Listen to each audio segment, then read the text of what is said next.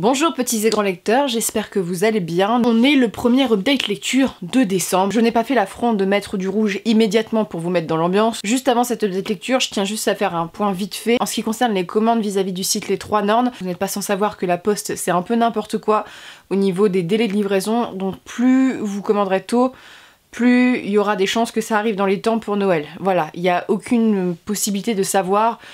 Notamment pour l'étranger, c'est assez long, donc il faut s'y prendre au début du mois pour espérer l'avoir pour Noël. Et là, je filme milieu novembre, donc j'imagine même pas ce que ça va être en décembre. Il y aura de la fantasy, un classique et un classique fantastique, on va dire.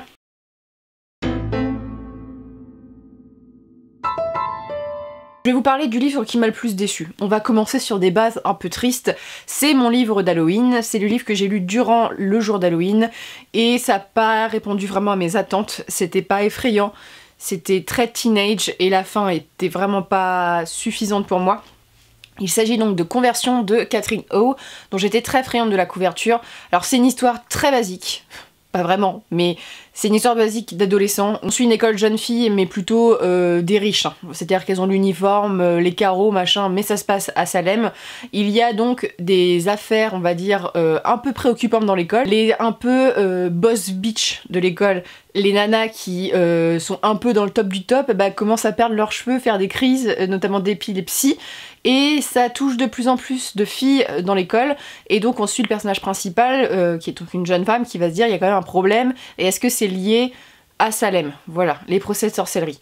En fait, le livre il se découpe en deux parties. Une partie qui se passe à notre époque, hein, ça a été publié dans les années 2010, donc à peu près à notre époque, et en parallèle on suit les procès de Salem. Et déjà le truc qui allait pas, c'est que toute la partie sur les procès de Salem, j'ai trouvé ça totalement inintéressant. Parce que je connais les procès de Salem à force d'en avoir lu, et surtout j'ai pas trouvé ça très palpitant. C'est vraiment, c'est des choses que tout le monde, on est tous au courant je pense, donc vraiment c'était pas palpitant cette partie là alors que ça aurait dû être le plus sympa. Le début du livre, je vous ai fait un vlog je crois dessus, il m'avait beaucoup plu parce que au début on suit des jeunes filles qui portent pas forcément garçons, il y a pas vraiment, tu sais, ce côté teenage un peu chiant. Je vous dis ça au début, hein. Et notamment il y a plein de pics au patriarcat. J'avais pris l'exemple, à un moment c'est des prêtres, donc il y a tout un truc qui donne des cours, et à un moment il y a le port de la jupe et la longueur de la jupe, et en clair le prêtre a un regard assez préoccupant pour un homme d'église sur une jeune fille mineure, voilà, et qui lui dit en clair qu'elle s'habille comme vous ne savez quoi, et donc les filles vont, au lieu d'accepter en fait ce constat-là, qui est d'autant plus choquant de la part d'un homme d'église et d'un homme majeur face à des mineurs, c'est un autre débat, qu'on a vu aussi à la télé très récemment, et donc elle s'érige un peu contre ça, et voilà, il y a tout le côté sorcellerie, femme en avance. Ce côté-là était plutôt sympa, sauf qu'on va dire, au début, c'est assez intriguant dans le sens qu'on les nanas, elles font des crises, on a envie d'en savoir, sauf qu'en fait ça dure très longtemps. Cette situation initiale s'étend, mais quand je vous dis qu'elle s'étend sur tout les trois quarts du livre, mais en fait c'est la même, il n'y a pas vraiment d'évolution. Le personnage principal, au fur et à mesure, devient de plus en plus gnangnan. Il y a des histoires d'amour. Tu vois, l'histoire d'amour, pour moi, elle n'était pas du tout nécessaire. Elle n'est pas très intéressante. Et la révélation de fin, sur ce qui se passe, j'ai été déçue, profondément. Et en plus, j'ai trouvé ça un petit peu gênant, parce que, voilà, on parle de relations qui sont pas forcément très légales. Voilà, donc, sur le coup, j'étais en mode, c'était une déception, sachant que moi, Conversion, j'avais dans ma tête l'image d'un récit, alors je crois que c'était publié chez Albin Michel. J'avais l'idée que ça allait peut-être être un peu plus violent, que ça allait pas être trop jeunesse, et en fait c'est presque pas violent, ça fait pas peur, bref c'est pas une lecture d'Halloween réussie, et toute la mythologie des sorcières est vraiment, je trouve, ça reste très en surface. Voilà, si vous êtes intéressé par le mythe de la sorcière, que vous avez vu des trucs sur Salem, et vous allez rien apprendre de nouveau, et pourtant, il y avait un très bon début. Le pitch de départ, c'était un peu effrayant, tout, mais ça c'est comme un soufflet qui est un peu raté, et c'est dommage. Et puis j'en ai un peu marre dans les récits d'ados, il faut toujours qu'il y ait des romances pas très bien amenées, et en plus là dans ce cas là les filles au début elles sont plutôt intéressantes. Il y a toujours ce truc des compétitions entre nanas, bref c'était pas fameux, j'en garderai un souvenir assez moyen. Je lui tire des qualités c'est sûr au niveau de l'ambiance du début, mais c'est des problèmes de rythme, et je pense que si t'es pas habitué à l'histoire de Salem, tout ça, ça peut te plaire, donc pour ça je peux te le conseiller.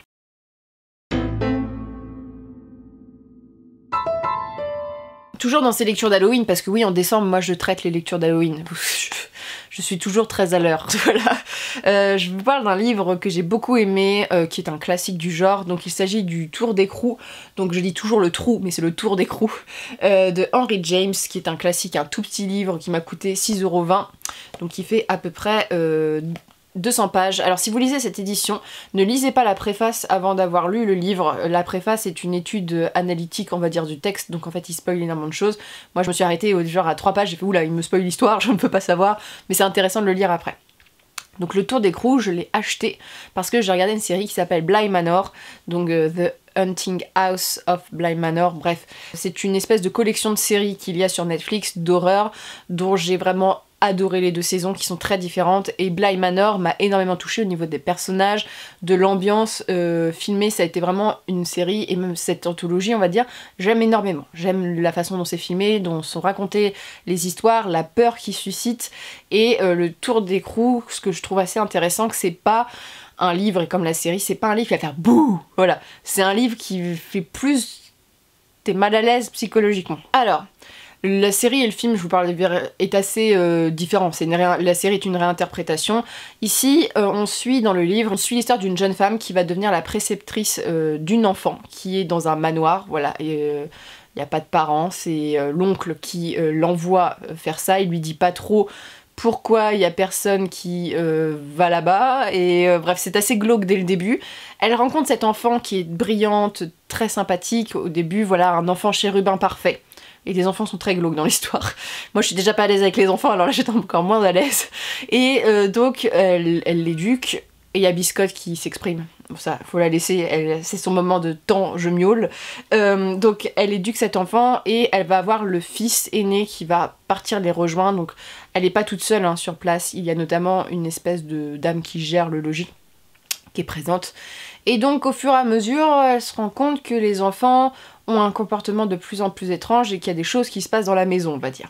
Et le Tour d'écrou, moi je l'ai analysé comme ça, hein, c'est que on tourne à chaque fois, très délicatement, à chaque scène, il y a un pas dans le malaise, on va dire. Et il y a des scènes avec les enfants, t'es en mode je suis mal à l'aise, ces enfants font flipper. C'est pas un récit qui va te faire peur, c'est un récit qui va te mettre très mal à l'aise, et c'est très réussi là-dedans. Et vous avez été nombreux à l'avoir déjà lu parce que c'est un classique. Moi j'en ai entendu parler en fac de lettres quand j'ai étudié le portrait de Dorian Gray. Toute cette littérature là est assez anglaise, je crois que ça a été écrit, c'est de la littérature victorienne, donc c'est assez particulier. Et tout le monde m'a dit que c'était assez compliqué à lire. Bon, personnellement, moi j'avais trouvé ça très dur, mais je peux comprendre que le style, en fait, c'est pas un livre que tu lis comme ça, sans concentration. Les mots sont pesés. Dans cette édition-là, il y a beaucoup de notes de bas de page qui vont t'expliquer, pour ceux qui suivent pas trop, ce qui se passe. Personnellement, des fois, ça me gâchait ma lecture, moi, donc j'évitais de les lire, mais c'est intéressant a posteriori de les regarder. En fait, c'est des phrases où tu vas toujours être dans le suspense, les tournures ont une importance, c'est un texte littéraire. Voilà, donc la tournure de phrase et le texte sont importants dans le travail de l'œuvre, et notamment dans le travail, autant la situation est glauque, mais le texte est tourné de façon à ce que tu ressentes en fait les petits crans aussi, je trouve, vers le truc un peu malaisant et un peu horrifiant.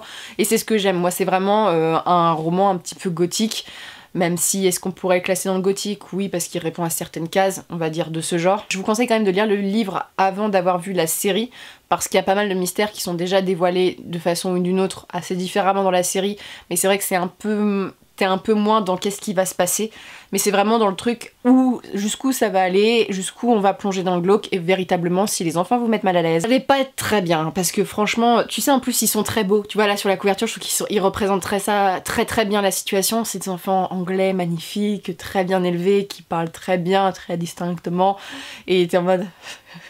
Des fois, ils en font des trucs chelous, mais c'était très réussi, je vous le conseille, franchement, j'ai adoré.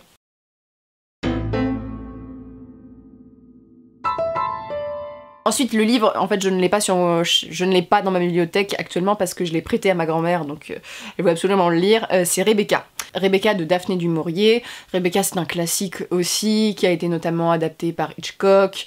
Voilà, de toute façon, Daphné du Maurier et Hitchcock adoraient son travail, donc on l'a beaucoup vu.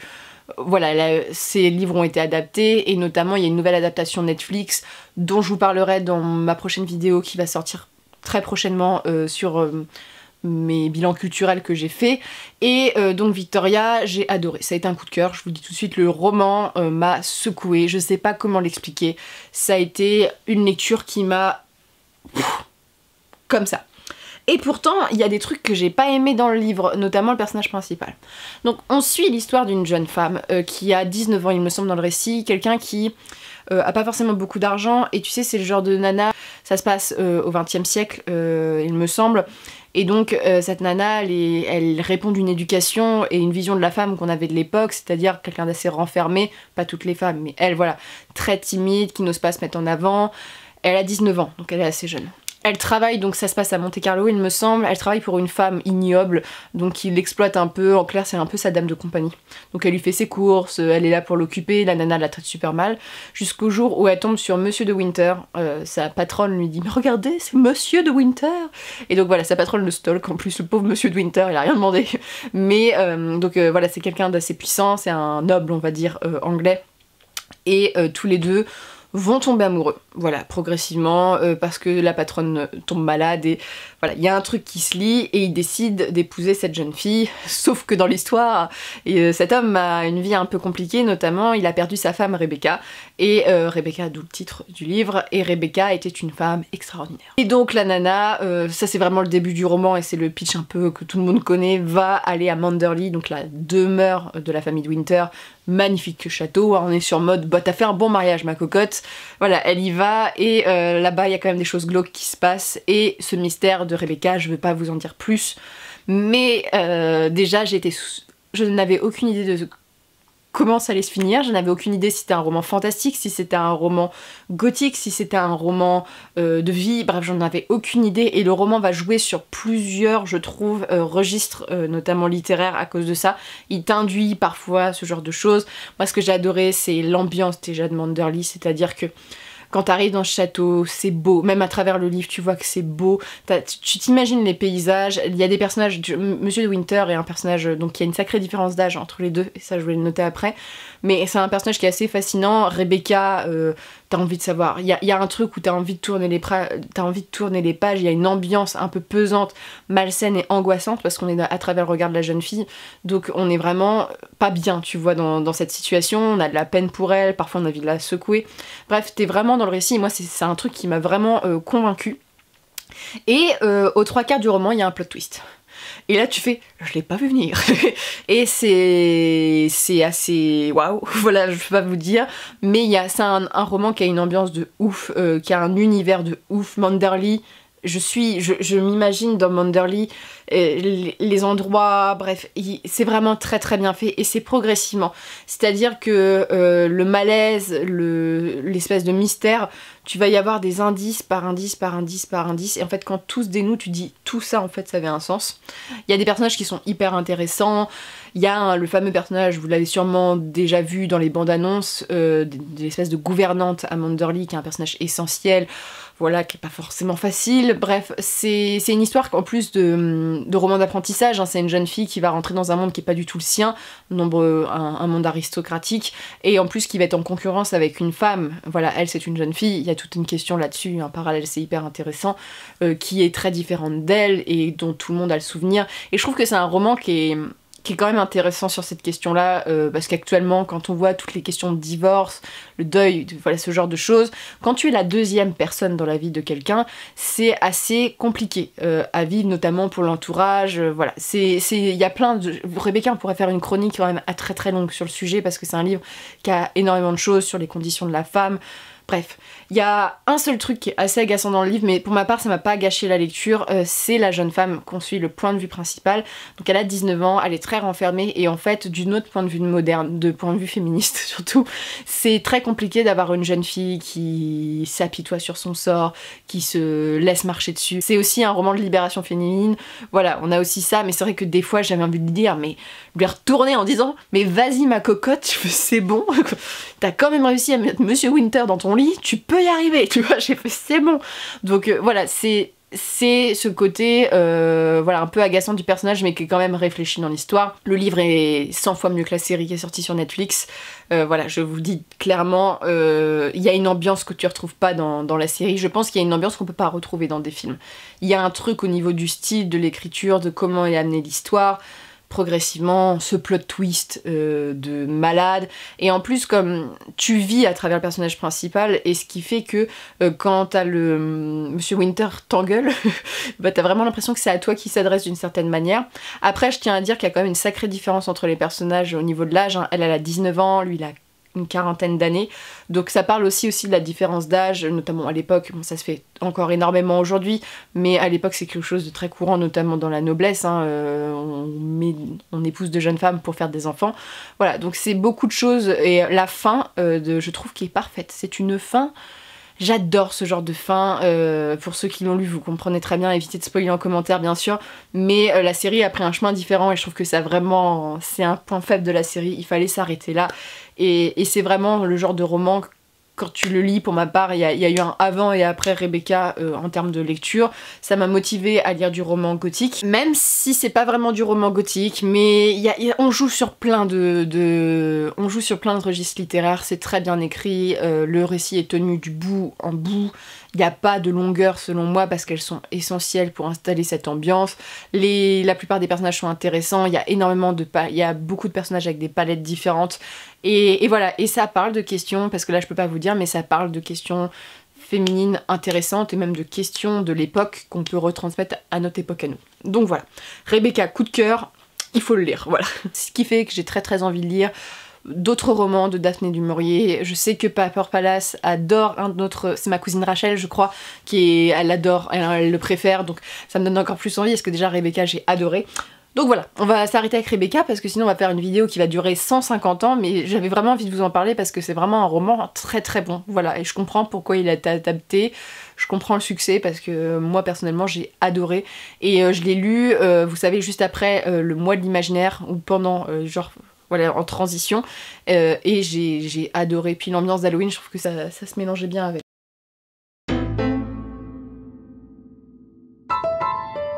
Je vais vous parler de fantasy, un livre dont je vous ai déjà parlé en vlog, mais là je vais faire une chronique un tout petit peu plus poussée, donc qui est considéré comme un classique, qui s'appelle donc La Belgériade.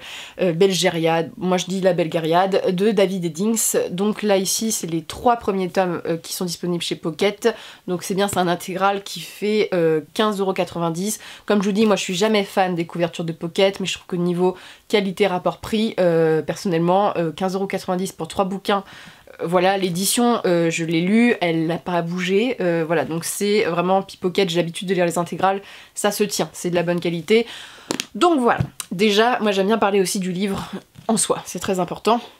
Alors, La Belgériade, c'est une histoire qui m'a un peu décontenancée, mais que j'ai aimée, et je pense que j'ai aimé cette série aussi parce que mon mood s'accordait énormément à ma période de lecture. Je vous explique. Alors, La Belgériade, c'est l'histoire de Garion. Alors, Garion, il a 15 ans. Bon, il est plus petit, puis on suit surtout à 15 ans. Garion est un personnage un peu concon, mais on l'aime bien quand même. Ce gamin, donc il a pas de parents, il est élevé par sa tante Paul quand il est petit, dans une ferme au fin fond du pays de... voilà, pour les Normands dans le pays de Bray, tu vois, vraiment au fin fond de la campagne. Et donc il fait sa petite vie, il y a un mec qui s'appelle Sirlou un jour qui lui dit « T'inquiète, je reviens dans quelques années et je t'explique tout ». Il revient... Quand il a 15 ans, il lui explique rien et il part, voilà, ils disent à Garion on part, voilà, et Garion en mode mais on va où? Voilà, donc c'est exactement ça. Je dis avec humour parce que c'est assez drôle d'un point de vue adulte de voir ça, et donc il y a toute une aventure où on va de royaume en royaume, on en apprend plus. C'est un récit qui est un classique, mais pour ma part c'est un récit que je trouve assez adolescent, jeunesse. Je trouve qu'au niveau de adulte c'est très accessible au niveau du style de l'auteur, alors c'est pas compliqué à lire, le vocabulaire est très simple, il n'y a pas de souci. Pour commencer la fantasy, typiquement c'est le genre de récit qui est super. Le soleil est en train de se coucher, il est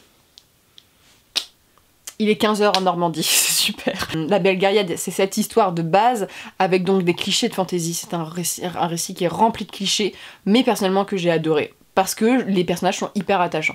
Quand les clichés, les persos sont attachants, et bah c'est plus facile à accepter. Voilà, on a le vieux mage avec donc ce Sir-Loup, mais en même temps il y a la tante Paul qui joue aussi ce rôle-là, donc il y a aussi ce genre de choses. On voyage énormément, donc on va aller autant dans des pays du froid avec mes personnages préférés. Voilà, j'ai 2-3 persos, c'est mes petits faves dans l'histoire, que on va aller un moment dans le 3e tome dans un truc un peu jungle avec des serpents, tu vois, ce genre de femme un peu serpent. Bref, c'est du voyage, ça me rappelle un peu le jeu de rôle. Donc pour ma part, j'avais énormément besoin de me prendre un livre qui me prend pas la tête, parce que je lisais beaucoup de fantasy, notamment un peu plus adulte, et surtout, on le sait tous, la période, on n'a pas forcément envie de se prendre la tête, personnellement, et j'avais envie de ça, et moi j'aime bien les vieux classiques de fantasy. Voilà, je dois le dire, même s'il y a beaucoup de clichés, bah des fois ça fonctionne. Alors que tu vois, par exemple, Tobin, les Royaumes de Tobin, typiquement moi je les classe à peu près dans la même catégorie d'âge, à peu près la même disponibilité chez les jeunes. Bah moi le Royaume de Tobin c'est beaucoup moins passé. Bon, il y a eu d'autres questions, mais c'était beaucoup moins passé. Ce qui est aussi sympa, c'est toute la mythologie qui est très classique, mais c'est construit, c'est apporté bien, il y a toute une cosmogonie au début. Bon, au niveau des mystères, il faut pas être Sherlock Holmes pour savoir ce qui va se passer, hein. Qui est qui et qui va se passer. Quand tu as l'habitude de la fantasy, c'est des ficelles qui sont tirées. Le truc, c'est que le livre était écrit dans les années 80, il me semble. Donc rappelons-nous, la sortie du premier livre date de 82, donc voilà, il faut le replacer aussi dans son contexte d'écriture, il faut dire ce qui est. Mais pour ma part, j'ai adoré suivre ces personnages, j'ai adoré ces aventures. Normalement, il y a 3 livres, hein. Normalement, je devais lire un livre entre chaque pour faire des coupures, ben en fait, je les ai lus à la suite. Ça prouve que j'ai adoré l'univers, parce que c'est classique et que ça m'a rappelé ma découverte. Ça m'a typiquement rappelé l'Assassin Royal quand je l'ai découvert quand j'étais ado. Je sais qu'ado, ça aurait été un coup de cœur, ça c'est sûr. Bref, il y a ce côté un peu magie, et tu sais, c'est violent, mais c'est pas non plus un monde hyper cruel, du genre, on n'est pas là à découper trop de personnes. Et voilà, il y a des enjeux, il y a des méchants, il y a des gens qui veulent tuer d'autres personnes, mais ça n'est pas une charcuterie. Donc c'est ce que j'ai beaucoup aimé dans le récit. Et Garion, alors Garion il est attachant, mais c'est vrai que qu'est-ce qui peut être bête? Il y a une histoire d'amour, voilà, il y a des clichés, notamment au niveau des femmes. Alors ce qui est intéressant, c'est que j'ai quand même regardé si c'était aussi sexiste à la suite, mais ça se calme, on va dire. Après, ça dépend aussi d'une époque, mais bon, c'est une évolution féminine, hein. Ça dépend aussi, ça répond aussi du statut des jeunes filles dans l'histoire. Et pas toutes les femmes, hein. C'est une particulière qui est un peu casse-pied sur les bords. Mais Garion, ce qui est très drôle, c'est qu'il a 15 ans. Mais qu'est-ce qu'il est teubé! C'est pour ça que je l'aime bien, parce que il est con-con. Voilà. Du genre, il comprend rien. Quand on lui dit un truc, même les indices, t'as pas l'impression que ça monte au cerveau. Par contre, il est hyper en avance. Alors pour aller draguer la zouze, courir après la gueuse, alors là, il est dispo. Il est en mode, j'ai envie de trouver une fille. Mais par contre, pour le reste... Voilà, il est un peu en retard. Donc ouais, j'ai beaucoup aimé aussi j'ai aimé le récit aussi parce qu'il avait quelques faiblesses comme ça. Mais il y a vraiment ce côté nostalgie de fantasy qui est sorti. Et je pense que typiquement c'est pas aussi sombre que Tad Williams au niveau les arcanes des épées, c'est pas aussi complexe, je trouve. C'est beaucoup plus accessible et de temps en temps, bah personnellement moi c'est un truc que j'aime bien. Je le classerais plus comme de la fantasy young adulte de notre point de vue moderne, parce que vu ce qui sort maintenant en fantasy adulte, voilà, c'est plus quelque chose qu'on verra en young adulte, d'autant plus que le style est accessible, et je n'ai qu'une hâte, c'est de lire les deux prochains tomes, parce que ça se finit en 5 tomes. Il y a une suite, La Malorée, mais j'ai entendu, vous êtes quand même nombreux à me dire que c'est moins bien, donc voilà, j'ai d'autres cycles de saga à finir, mais franchement ça a été une très bonne lecture que je vous recommande vraiment. J'ai passé un excellent moment de lecture, et j'ai vraiment envie de retrouver Garion. J'espère que Pocket va publier la suite prochainement, du genre qu'il me le propose, parce que ça a vraiment été une très très belle découverte, et j'ai vraiment hâte de savoir ça. Et puis voilà, j'aurais lu David Eddings, et ça fait des années que voilà, c'est un cycle qui est hyper connu, qui était publié notamment, moi je le voyais beaucoup en poche. Bref, c'est un cycle qui a son importance, et je trouve je comprends pourquoi c'est un classique aussi, parce qu'il met en place aussi certains clichés qu'on retrouve et qui sont aussi appréciables, et c'est vraiment le côté voyage, et les personnages, je trouve que les personnages sont vraiment l'essentiel. Quelqu'un m'a dit que c'est le genre de récit qui est assez triste et drôle en même temps, parce que Eddings a écrit avec sa femme, mais il n'y a que son nom sur la couverture. Sa femme a beaucoup contribué au personnage. En fait, tout ce qui est très bien dans le récit, j'ai l'impression que c'est sa femme qui l'a fait. Donc je tiens à le souligner aussi, ça fait partie de cette génération d'auteurs qui disaient pas trop quand leurs épouses soit écrivaient, soit aidaient à écrire, mais c'est aussi important de le dire, donc voilà. vraiment à découvrir. J'espère que ça vous a plu, voilà, c'était des petites lectures. Dans les prochaines updates lectures, il y aura de la fantasy mais aussi des genres différents parce que moi l'imaginaire est terminé et que j'avais envie de lire d'autres choses. N'hésitez pas comme d'habitude à me dire ce que vous lisez, ce que vous comptez lire, ce que vous avez acheté. Bref, comme d'hab, et je vous souhaite de très bonnes lectures et une très bonne journée.